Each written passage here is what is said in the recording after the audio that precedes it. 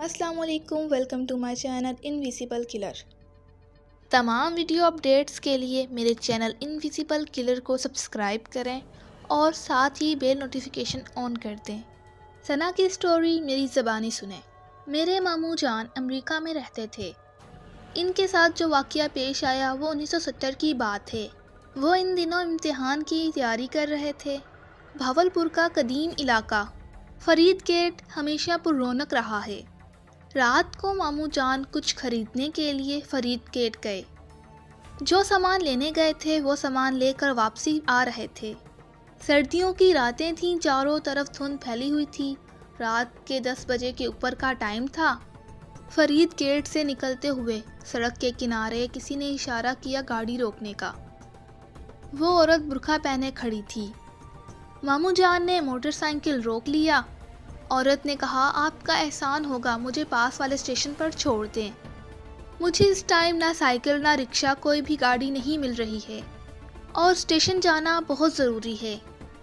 ماموں کا گھر اسٹیشن سے پہلے آتا تھا، لہٰذا ماموں نے انہیں بیٹھنے کا کہہ دیا۔ عورت ان کے پیچھے بیٹھ گئی۔ 5 منٹ کے سفر کے بعد ماموں کا گھر آ گیا۔ ماموں جان نے کہا کہ میرا گھر تو آ گیا ہے، لیکن میں آپ کو آپ کی منزل تک چھوڑ آتا ہوں۔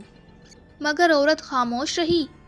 جیسے اسٹیشن کی گلیاں آتی گئیں، سڑکیں سنسان تھیں اور آس پاس آبادی نہ ہونے کے قریب تھی۔ اسٹیشن پر آ کر ماموں جان نے کہا، دیکھیں آپ کی منزل آ گئی۔ وہ عورت بولی کہ تیسری گلی میں میرا کوارٹر ہے، آپ مجھے وہاں اتار دیں۔ ماموں نے حامی بھر لی۔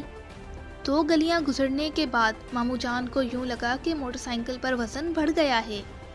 ماموں اس کو سمجھانے لگے کہ رات کے اس ٹائم آپ باہر نہ نکلا کریں۔ پھر بھی وہ عورت خاموش رہی۔ تیسری گلی میں ایک کوارٹر تھا جو فل اندھیرے میں ڈوبا ہوا تھا۔ وہ عورت بولی، بس یہاں روک دو۔ عورت نیچے اتر گئی۔ ماموں جان نے موٹر سائیکل موڑ کر سلام کر موٹر سائیکل آگے بڑھانا چاہی، مگر یوں لگا کہ موٹر سائیکل پر وزن بڑھ گیا ہو۔ موٹر بائیک آگے بڑھنے کا نام ہی نہیں لے رہی تھی، حتیٰ کہ موٹر سائیکل رک گیا۔ عجیب سی کیفیت میں ماموں جان نے کہا، یہ موٹر سائیکل کو کیا ہو رہا ہے؟ پیچھے سے وہ عورت بولی کہ یہاں سے آ کر کوئی واپسی نہیں گیا۔ بڑا قسمت والا ہے تو، تیری ماں پیچھے سے آیت الکرسی پڑھ کر تجھ پر پھونک رہی ہے۔ تیرے گلے میں جو تعویذ ہے وہ تیری حفاظت کر رہا ہے، نہیں تو میں تیرا خون کب کا پی چکی ہوتی۔ ماموں جان نے کپکپاتے ہونٹوں سے اعوذ باللہ کہا اور موٹر سائیکل کو ریس دی۔ گھبراتے ہوئے موٹر سائیکل چلاتے ہوئے وہ گھر پہنچے۔ وہ نہیں بتا سکتے وہ کس کیفیت میں گھر پہنچے تھے۔ گھر آ کر زور زور سے دروازہ بجایا۔ گھر والوں کی آنکھ کھل گئی۔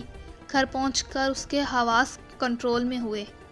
گھر والوں کو سارا واقعہ سنایا تو پاس بیٹھی نانی اماں نے کہا، ہاں مجھے کچھ دیر پہلے تمہارا خیال آیا کہ تم ابھی تک گھر نہیں آئے، تو میں آیت الکرسی پڑھنے بیٹھ گئی اور تمہارا تصور کر کر تم پر پھونک رہی تھی۔ اس رات ماموں جان بالکل سو نہ سکے۔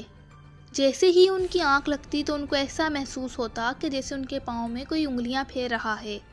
اس رات پورے گھر میں عجیب سی بدبو پھیلی رہی۔ صبح ہوتے ہی محلے والی عورتیں بلا کر ہم لوگوں نے گھر میں قرآن خوانی کروائی۔ پھر کہیں جا کر گھر سے بدبو ختم ہوئی۔